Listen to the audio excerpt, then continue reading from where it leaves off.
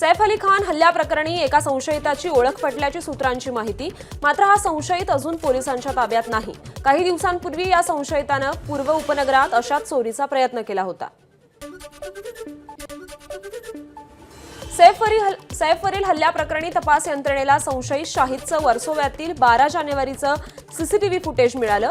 संशयिताचा सैफवरील हल्ल्याशी संबंध असल्याचे पुरावे पोलिसांकडे अजून नाहीत।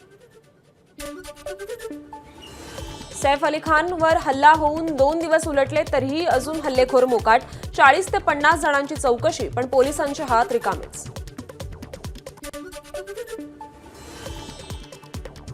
सैफ अली खान हल्ल्याप्रकरणी पोलिसांच्या 35 टीमची स्थापना। 35 पथकांपैकी 20 लोकल पोलीस तर 15 क्राईम ब्रांच पोलिसांची पथकं।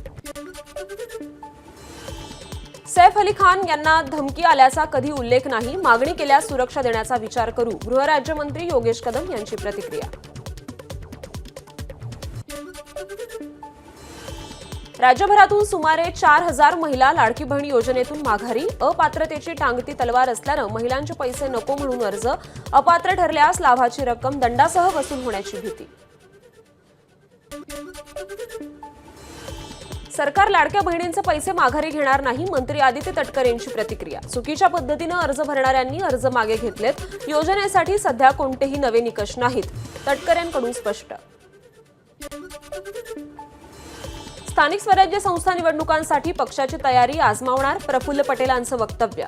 स्थानिक स्वराज्य संस्था शक्य असेल तिथे महायुती म्हणून एकत्र लढणार, पटेलांची माहिती। भाजप आणि संघाचं आज विचारमंथन। बैठकीला मुख्यमंत्री, प्रदेशाध्यक्ष, कार्याध्यक्ष यांची प्रमुख उपस्थिती असणार। लोअर परळमधील संघाच्या कार्यालयात बैठकीचं आयोजन। अवघ्या काही तासात अनेक महिन्यांपासून प्रलंबित असलेल्या जात प्रमाणपत्राच्या 87 अर्जांना मंजुरी। एबीपी माझाच्या बातमीचा इम्पॅक्ट। राजपूत कुटुंबातल्या 3 भगिनींसह 87 जात प्रमाणपत्र मंजूर। एबीपी माझा, उघडा डोळे बघा नीट।